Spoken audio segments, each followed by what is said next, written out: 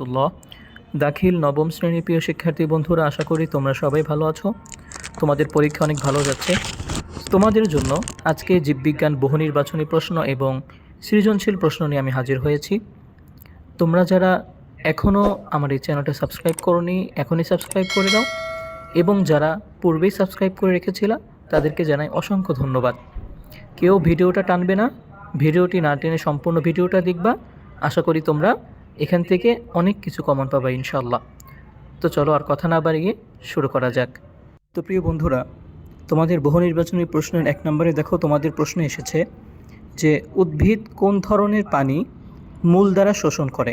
তো তোমাদের একটা কথা প্রথমে বলে দিই, এখানে যে উত্তরগুলো দেওয়া রয়েছে এগুলো হচ্ছে 100% সঠিক নাও হতে পারে, আর অনেকগুলো সঠিক হতে পারে। তো তোমরা এই উত্তরগুলো সঠিকভাবে নিবা না।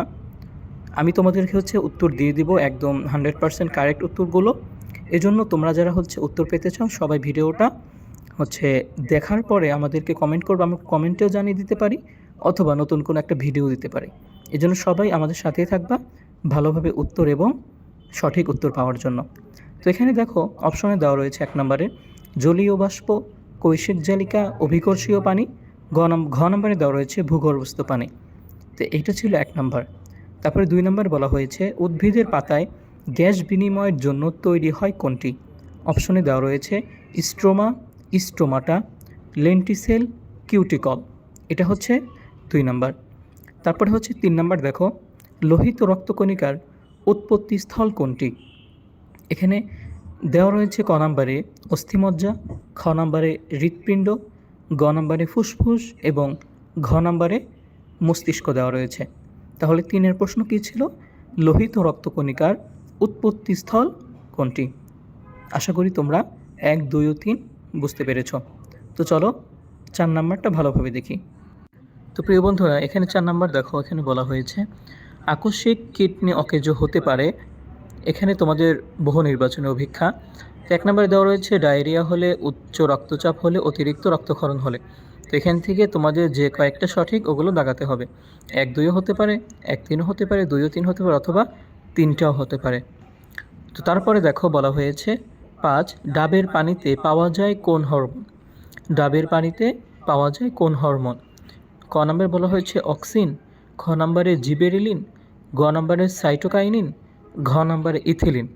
তো তোমরা যারা এই সঠিক উত্তরটা জানো তোমরা কমেন্টে জানিয়ে দিবা, তাহলে তোমার মাধ্যমে কিন্তু অনেকেই জেনে যাবে। আর যারা জানো না তারা উত্তর আমাদের কাছে চাইবে, আমি ইনশাল্লাহ সঠিক উত্তরটা তোমাদেরকে দেওয়ার চেষ্টা করব।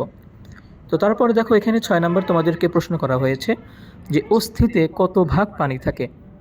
অস্থিতে কত ভাগ পানি থাকে? 20 থেকে 30 ভাগ, 30 থেকে 40 ভাগ, 40 থেকে 50 ভাগ, নাকি ঘ নম্বর 50 থেকে 60 ভাগ। এটা তোমাদের 6 নম্বর প্রশ্ন ছিল যে অস্থিতে কত ভাগ পানি থাকে। তো আশা করি তোমরা 4, 5, 6 এই প্রশ্নটা ভালোভাবে বুঝতে পেরেছ। তো চলো এর পরবর্তীতে আমরা প্রশ্নগুলো দেখি। তো প্রিয় বন্ধুরা দেখো, এখানে আমাদেরকে একটা উদ্দীপক দেওয়া রয়েছে। এই উদ্দীপকের আলোকে আমাদের 7 এবং 8 নং প্রশ্নের উত্তর করতে হবে। তো এখানে বলা হয়েছে মানবদেহের শ্বসনতন্ত্রের একটি অঙ্গ রয়েছে যা গলবিলের নিচে ও শ্বাসনালীর উপরে অবস্থিত। এর উপরে একটি বিশেষ আকৃতির ঢাকনা থাকে যাকে উপজিহ্বা বলে। তো শ্বাস নেওয়ার সময় এটি খোলা থাকে এবং আহারের সময় এটি বন্ধ থাকে। তো এটা তোমাদের উদ্দীপক দেওয়া আছে, এবং তোমাদের 7 নংয়ে প্রশ্ন করেছে যে উদ্দীপকে উল্লেখিত অঙ্গটির নাম কি। ক নম্বরে বলা হয়েছে গলবিল, খ নম্বরে ষড়যন্ত্র, গ নম্বরে শ্বাসনালী এবং ঘ নম্বরে ব্রঙ্কাই। তো আশা করি এটা খ নম্বরে উত্তর হবে। তারপরে তোমাদেরকে আমি তোমরা চ্যানেলে চোখ রাখবা, তোমাদেরকে সঠিক উত্তর দিয়ে দেওয়া হবে ইনশাআল্লাহ। তারপরে দেখো তোমাদের 8 নং প্রশ্ন বলা হয়েছে উদ্দীপকে উল্লেখিত ঢাকনাটির আকৃতি কীরূপ। গোলাকার, বৃত্তাকার, মাকড়সার জালের মতো, নাকি জিহ্বা আকৃতির। এটা তোমাদের 8 নং প্রশ্ন ছিল। তারপরে 9 নং প্রশ্ন দেখো, এখানে বলা হয়েছে ব্যাপন কোন ধরনের প্রক্রিয়া। ভৌত, জৈব, জৈব রাসায়নিক, নাকি রাসায়নিক। আশা করি তোমাদের ক নম্বরটাই উত্তর হবে। তো এই 9 বলা হয়েছিল যে ব্যাপন কোন ধরনের প্রক্রিয়া। তো আশা করি তোমরা এই 3টে প্রশ্ন বুঝতে পেরেছ। তারপর দেখো তোমাদেরকে 10 নংয়ের প্রশ্ন করা হয়েছে ইউরিয়া কোথায় তৈরি হয়। বৃক্কে, যকৃতে, দেহকোষে, রেনাল ধমনীতে। তো 10-এর উত্তর কী হবে? 10-এর উত্তর হবে ক, বৃক্কে। তো ইউরিয়া কোথায় তৈরি হয়? ইউরিয়া তৈরি হয় বৃক্কে। তো আশা করি তুমি এটা বুঝতে পেরেছো। তারপর 11 নং প্রশ্নে দেখো, এখানে বলা হয়েছে অণুচক্রিকা সেটা কি গোলাকার, ডিম্বাকার নাকি বড় আকার, নাকি তিনটাই সঠিক। তো এখানে যেটা যেটা সঠিক তোমরা সেগুলোর অ্যান্সার করবা। 3টা হলে ঘ নম্বর 1, 2 ও 3 দিবা। তো চলো তারপরে দেখি। তো প্রিয় বন্ধুরা, এখানে দেখো 12 নং প্রশ্ন বলা হয়েছে। তো তোমাদের একটু বুঝতে অসুবিধা হতে পারে, কিন্তু তারপরেও এই জন্য তোমাদেরকে বলেছিলাম তোমরা না টেনে দেখবা। তোমাদের এখানে আমি একটু বলে দেবো, যারা ভালোভাবে দেখতে পারতেছো না আমার কথা শুনে তোমরা লিখে নিবা এবং বই থেকে প্রশ্নগুলো বের করবা। তো এখানে বলা হয়েছে যে 12 নং, উদ্ভিদে ফুল ফোটাতে সাহায্য করে কোন উদ্ভিদে ফুল ফোটাতে সাহায্য করে কোন মাধ্যমে। উদ্ভিদের ফুল ফোটাতে সাহায্য করে নিচের কোন মাধ্যমে। বুঝতে পেরেছো? তো এখানে ক নম্বরে দেওয়া রয়েছে অক্সিন, খ নম্বরে সাইটোকাইনিন, গ নম্বরে অ্যাসিটিক অ্যাসিড এবং ঘ নম্বরে ফ্লোরিজেন। তো এটা তোমরা ফ্লোরিজেন হওয়ার সম্ভাবনা বেশি, তারপরে তোমরা বই থেকে এটা বের করে নিবা। তারপরেও তোমাদের কমেন্ট করবা, আমি তোমাদেরকে উত্তর দিয়ে দিব। তো 13 নং প্রশ্নে বলা হয়েছে মধ্য মস্তিষ্কের পিছনের অংশের নাম কি। এখানে বলা হচ্ছে মেডুলা অবলাঙ্গটা, তারপরে মেজেনিস নাকি একটা লেখা বলা, আমিও বুঝতে পারতেছি না। তো তারপরে দেখা পন্স মেবি লেখা রয়েছে। এটা মধ্য মস্তিষ্কের পিছনের অংশের নাম কি। এটা তোমাদের যে চ্যাপ্টারই তোমরা একটু রিডিং পড়লেই পেয়ে যাবা। তারপরে দেখো তোমাদের 14 নং প্রশ্নে বলা হয়েছে শ্বসনতন্ত্রের প্রধান অঙ্গ কোনটি। শ্বসনতন্ত্রের প্রধান অঙ্গ কোনটি। ক নম্বরে বলা হয়েছে ষড়যন্ত্র, খ নম্বরে বলা হয়েছে শ্বসনালী এবং শ্বসননালী, তারপরে গ নম্বরে বলা হয়েছে বায়ুথলি এবং ঘ নম্বরে বলা হয়েছে ফুসফুস। তো তোমাদের শ্বসনতন্ত্রের প্রধান অঙ্গ কোনটি সেটা প্রশ্ন করা হয়েছে। তারপর পূর্ণাঙ্গে বলা হয়েছে দেখো মানবদেহের বিষাক্ত পদার্থ নিঃসৃত হয় কোন তন্ত্রের মাধ্যমে। সেটা কি পরিপাকতন্ত্র, শ্বসনতন্ত্র, রেচনতন্ত্র নাকি পৌষ্টিকতন্ত্র। এটা ছিল 15 নং প্রশ্নের। তারপরে দেখো বন্ধুরা 16 নং প্রশ্নে বলা হয়েছে অস্থির মতো শক্ত যোজক কলার ভিন্ন রূপ, উদাহরণ। তারপরে দেখো নিচে উদাহরণ জ্ঞানের পিণ্ড নাকি একে বলা হয়েছে, আমি এটা বুঝতে পারতেছি না। তো এটা 2 ও 3, এটা সঠিক বলা হয়েছে। তো আশা করি এটা সঠিক হবে। তরুণাস্থি, তোমরা তরুণাস্থির যে বইয়ে যে তোমাদের ব্যাখ্যা দেওয়া রয়েছে উদাহরণ, সেগুলো পড়লেই তোমরা বুঝতে পারবা। তো চলো এর পরবর্তী প্রশ্ন দেখা যাক। তো দেখো বন্ধুরা, এখানে তোমাদের 17 নং প্রশ্নে বলা হয়েছে কোনটির রোধ করার জন্য শীতে পাতা ঝরে যায়। সেটা কি ব্যাপন, অভিস্রবণ, প্রসেদন নাকি শোষণ। তোমরা যারা ভালোভাবে দেখতে পারতেছো না আমার কথা শুনেও লিখে নিতে পারো, কোনটি রোধ করার জন্য শীতে পাতা ঝরে যায়।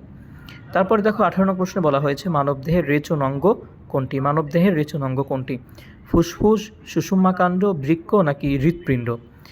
তোমরা যারা ভিডিও রেজলিউশন বাড়িয়ে নিতে পারো না তারা আমার কথা শুনে লিখে নিবা, বই থেকে বের করে পড়বা। তারপরে কমেন্ট বক্স চেক করবা, আমি ইনশাল্লাহ দিয়ে দিব, আর সাবস্ক্রাইব করে রাখবা, আমি পরবর্তী ভিডিওতে তোমাদের উত্তর সহ দিয়ে দিব।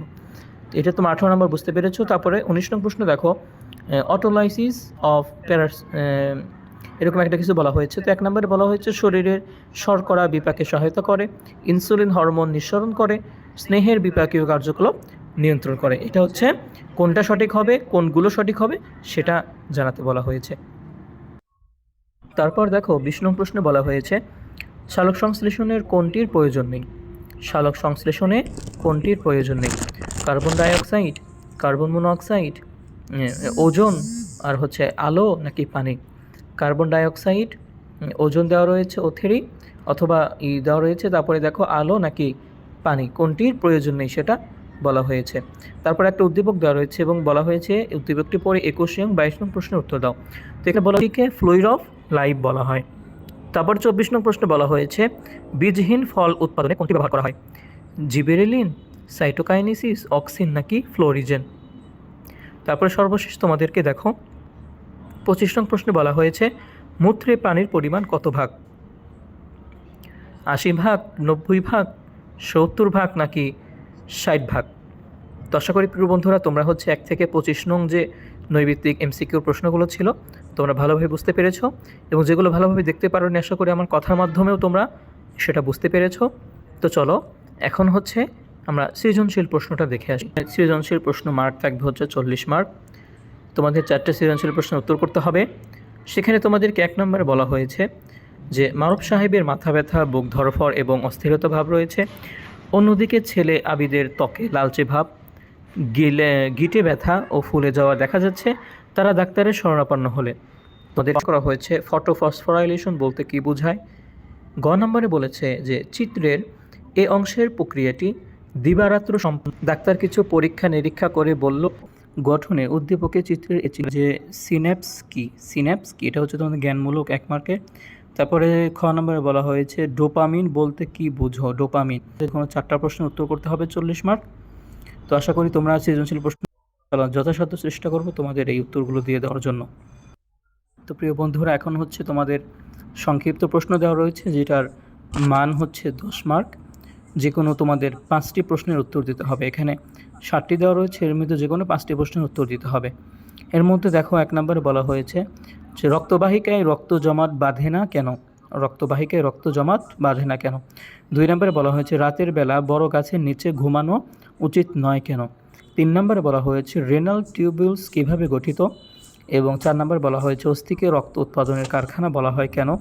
5 নম্বরে বলা হয়েছে অগ্নাশয়কে মিশ্র গ্রন্থি বলা হয় কেন। এবং 6 নম্বরে বলা হয়েছে শীতল বাতাস ফুসফুসে প্রবেশ করার পরও ক্ষতি করে না কেন। তো 7 নম্বরে বলা হয়েছে মস্তিষ্কের সেরিব্রাম কী কাজ করে। এই ছিল তোমাদের হচ্ছে সংক্ষিপ্ত প্রশ্ন 7টা। এর মধ্যে তোমাদের 5টি প্রশ্নের উত্তর করতে হবে। তো প্রিয় বন্ধুরা, আশা করি তোমরা নৈর্ব্যক্তিক এবং সৃজনশীল এবং সংক্ষিপ্ত প্রশ্নগুলো ভালোভাবেই বুঝতে পেরেছ। অতএব তোমরা ভালোভাবে সাপোর্ট করবা, এই চ্যানেলে সাবস্ক্রাইব করে চ্যানেলের সাথেই থাকবা। আর যে কোনো কিছু প্রয়োজন হলে আমাদের কমেন্ট করে জানাবা।